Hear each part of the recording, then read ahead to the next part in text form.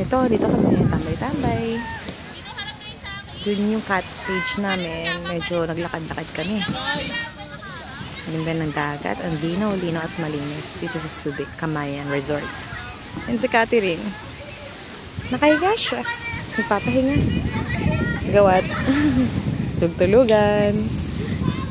Si Kim Sungwan, ang gumawa niyan. Pati na rin ang pinsan namin, si Jolyn. Yes. Wow. Tugtulugan. Weh, kunyari. Kunyari nagising. White sand. Ganda. Ito ang aming ina. Si Charito Wagas. Charito! Charito. Wow. Subic.